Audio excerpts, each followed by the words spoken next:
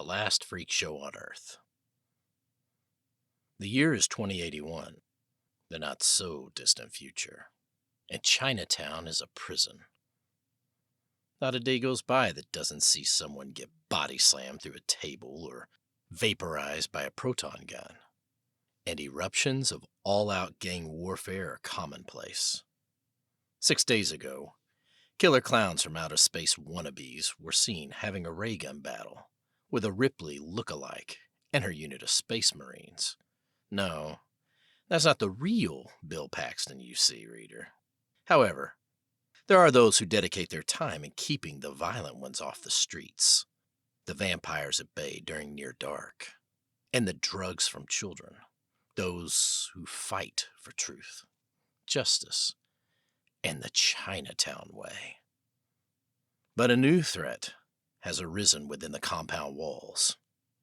Enter the last freak show on Earth, a horrific traveling circus that blends old-school fairgrounds, 80s arcades, and traditional viewing pleasures brought into fashion by carnivals of a forgotten era, for an almighty spectacle for punters of all ages brave enough to set foot beyond the morbid-looking ticket booths.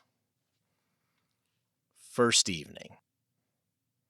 Lorries, vans, trucks, and cars belonging to the last freak show on Earth powered over a semi-permanent bridge to be removed once the circus finished its stint in Chinatown and rumbled into the city-cum-prison. Once the convoy was clear of the overpass and through a section of wall purposefully opened for them, which was immediately sealed at their tail ends, the lead truck made its way to the place where they were allowed to pitch their circus. "Ha! Did you see that sign, Mr. Tickles?" asked Deadly Diablo, the knife-throwing dynamo, Daggers for short, as he slipped the lorry into fifth gear. He glanced over at his macabre friend, who sat shrouded in darkness, and smiled. Only the glowing red end to Mr. Tickle's cigar could be seen. "No," the clown growled, removing the stogie from his mouth and blowing smoke at Daggers. What'd it say? Daggers, who, with his one glowing red eye, ninja suit, and leather jacket, looked a mixture of Kano from Mortal Kombat 2, the Terminator, and DC Comics' Deadshot, belly laughed as he answered. "It read, 'Welcome to Chinatown, population 525,050, with a line crossing it out, and someone wrote, 'Who gives a fuck?' beneath it. Shit, I'm creased." He slapped his thigh as he doubled over in his giggling fit. "I'm glad this old cyborg can't cry. Otherwise I'd have tears running down my face, blinding me." "Someone soon will," Mr. Tickles chuckled, popping the cigar back in his gob. He chewed on it as he continued to laugh, his needle-like teeth almost cutting through the fat Cuban. "Ha! That damn laugh of yours is beyond creepy, not to mention infectious, my funny friend. Think the kiddies will piss their pants over the new attraction?" "They have been doing so thus far. No, the little shits of that last town we were at. Fucking Grimesville!" Mr. Tickles bellowed psychotically, filling the cab with cheer and smoke. "That place did fucking stink. I agree. But yeah, the kiddos there shit their pants. The adults, too, as they have in many of the other cities, boroughs, and counties we visited in the past few years. Hell yeah! But these 80s weirdos might be a different kettle of fish, man. We were told they're violent as fuck. They might not take too kindly to us at all." "They'll be fine. You'll see. Trust old Tickles." "Huh! Hey, our new ringmaster has his shit together." Mr. Tickles fell silent, his hand going to the collar around his neck. "Hasn't he just, Daggers? And one day when he isn't looking, I'll snap his fucking neck and run for it, taking the others with me." The gigantic clown who filled the double passenger seat looked in the rearview mirror and narrowed his eyes. His morbid colored grease paint which had been freshly applied before last night's final performance at Stinksville, was now peeling off in great big chunks. This was due to the heat, sweat, and amount of time he'd been on the road with his new family, which was close to 72 hours and counting. He was tired and irritated. His face was itchy, but he refused to scratch or remove the stale makeup. A professional clown always remains in character. He's a good ideas man, but not much of a ringmaster, Mr. Tickles offered. Agreed, but I'm sure he'll get there. He treats us fair, don't you think? Why don't you shut your yap, Daggers, and get us to location? My ass is taking about as much sitting as it can. Ooh, meow, look at you. Yes, sir, the showman said, putting his foot down whilst laughing. When it fell quiet within the cab, Mr. Tickles let his mind wander. How in the hell did I manage to get caught up in the mess I'm in? I should never have returned to the circus with him, he thought, looking in the wing mirror and spotting the brightly colored lettering on the trailer they were pulling. Only the word Freakshow could be seen due to the darkness of night. His insides went cold. I was fucking bushwhacked by that bastard. He stroked the steel collar as if it were a loved one. He threatened me with death like I'm some kind of fucking mortal, and he thinks he can keep me here forever? Pfft. He bit through his cigar and nipped his finger, but didn't flinch. His eyes remained on the trailer. It's as much their fault, too. Riding in like cattle is too good for them damn freakos. The lorry drove over a rock. The cab and the trailer hitched, and Mr. Tickles hit his head against the window, bringing him out of his thoughts. Hey, why don't you watch where you're going, Daggers? And don't give me that bullshit about poor eyesight. You could take a gnat's cock off at 600 paces with one of them knives of yours. Sorry, man, but these roads aren't the best. They don't have a council around here who retards the highways every 12 months or so. We're inside a prison. You know how much the boss had to pay to get a 3-week pitch here for us? Can't say I give a fuck about that worthless piece of shit. And you wouldn't either if you knew the full story about him.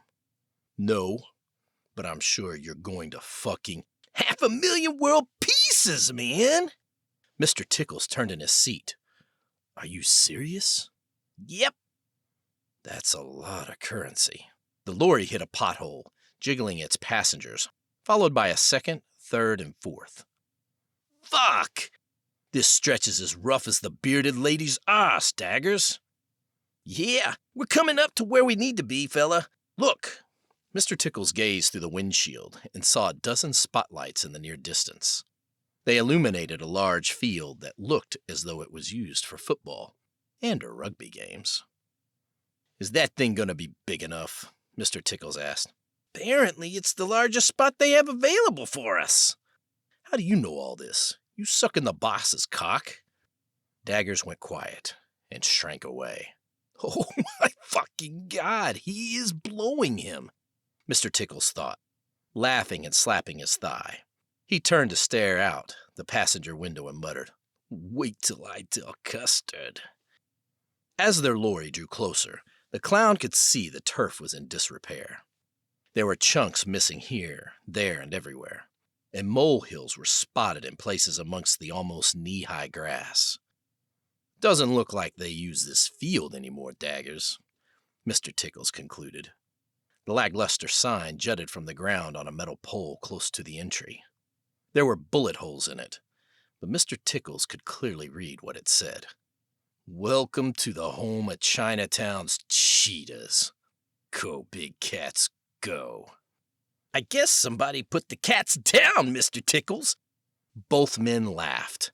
Mr. Tickles huffed as he opened his door, groaned and threw his legs out of the cab, ready to hop down. Feeling it, mate?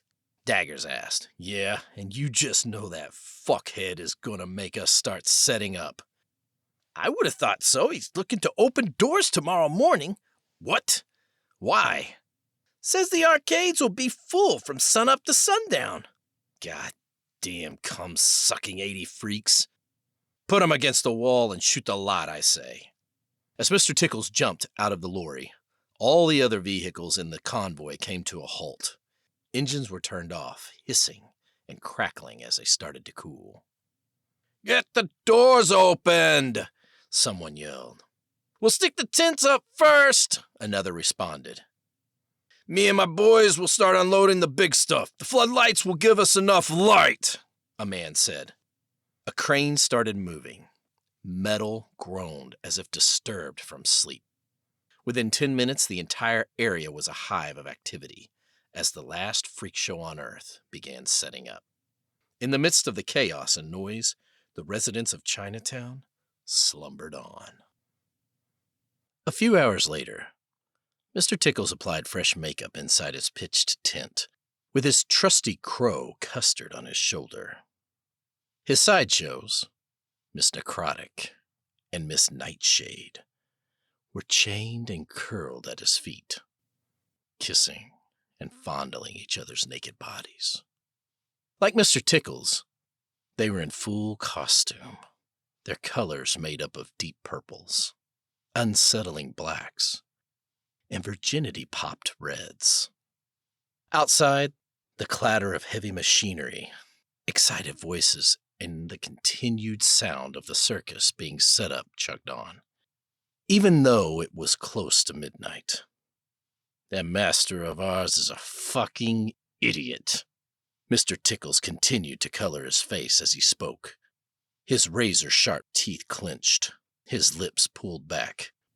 "He's in for a big shock once he gets that fucking freezer of his open this week. No longer shall we be his slaves," Sideshow Necrotic interjected, pulling her lips away from Sideshow Nightshade's.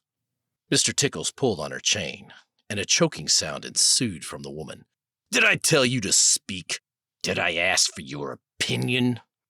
Nightshade giggled and twiddled a couple of the steel links between her fingers. "Do you want some too?" He slammed his fist down on his table, making his makeup skip, dance, and jump. Some of it toppled and rolled onto the hay-scattered floor, and a bulb winked out. Both sideshows shrugged and went back to kissing and tracing each other's body with their hands. "Whores," he thought, smiling, his gaze lingering on their roaming, sliding, tweaking fingers. He licked his lips before turning back to the mirror. "Once the freak show's up and running, I'll let the fuckers prisoners free, allowing them to cause as much death and mayhem as possible. And I'll escape in the process. Hopefully his freaks will kill him during the melee." "We'll have to take Chris," Nightshade started, but loud yells, whoops, and cheers from outside their tent stopped her. "The fuck?" Mr. Tickles got up from his chair and moved towards the exit. Before stepping outside, he turned back to Sideshow Nightshade. "I've told you to stop reading my mind." "Yes, master." Mr. Tickles snarled at her and wrapped her chain around his fist, about to yank on it, when a commotion from beyond the tent's flaps distracted him. Boss! They're about to throw the switches. Come, quick!" someone yelled. "She's all ready to go?" another person asked. "Yes," confirmed a female. "I didn't think we'd be ready to roll so soon." Mr. Tickles walked outside and looked around. Most of the circus macabre stalls, tents, and rides had been erected. From where he stood, he could see the fortune teller, Madame Melatico's booth was set up. The artwork on the boards that helped make up her stand featured crystal balls, skulls, snakes, and wizards, witches, ghosts, and things that looked otherworldly. Goddamn hoodoo voodoo bitch gives me the creeps. The hall of mirrors had been put in place, along with the ticket kiosks. So too had the dunk tank and food courts, along with the strongman section and the bearded ladies area. This year, Beardy Bernadette was featuring a sidekick, Gator Boy. Nobody knew where the ringmaster had found the half-man, half-alligator, and nobody but Beardy went near it. "It eats small children and men's dicks," she rambled to Tickles one night, drunk off her face. The big tops for the indoor arcade and main circus itself had both been set in place. The last freak show on Earth boasted the finest collection of animals and performers in the world. Mr. Tickles had never seen tightrope walkers, illusionists, contortionists, or trapeze artists like those in the last freak show. There were also the oddities who liked to perform, men and women who could lift weights by using the hoops that pierced their lips and ears, those who could swallow multiple items and regurgitate them in order, sword swallowers, human pin cushions, and men who liked sticking their cocks in hoovers. There was something for every man, woman, and child who liked the odd, bizarre, dark things in life. The show came with age restriction warning, but nobody stuck to care. After all, Chinatown was a prison. "I see the popcorn and hot dog stands are up," he muttered, sniffing the air. "They're prepping the grills, ovens, and machines for the morning. And you know how crazy Cannonball Cochise gets if his bangers aren't getting the heat they should. Long hauls cross country, fuck with my machines, clown," he would grumble. Mr. Tickles gave the morbid setup before him a final visual sweep, taking in all the horror art, dark colors, and deformed performers that walked among the circus worker bees. Before he could turn to the source of the noise, floodlights lit up the surrounding area, blinding him. Everything was drenched in bright neon white. "Ah, fuck!" Mr. Tickles shielded his eyes and turned his head back the other way. "He's breathtaking," said the ringmaster, former rider, creator of white walls and straitjackets, an inmate of Castel Hirwan, home for the criminally insane. "My old padded cell, amigo," Mr. Tickles thought. The big clown turned, shielded his eyes, and looked at the monstrous trailer that was a huge part of the circus. He gritted his teeth. Written along its side in large, colorful, and arched lettering was Hughes' House of Horrors. Welcome to the last freak show on Earth. A thin mist emitted from it, encircling Mr. Tickles, his carny colleagues, and the worker bees, who stood in awe and shadow of the impressive interactive walk-through attraction.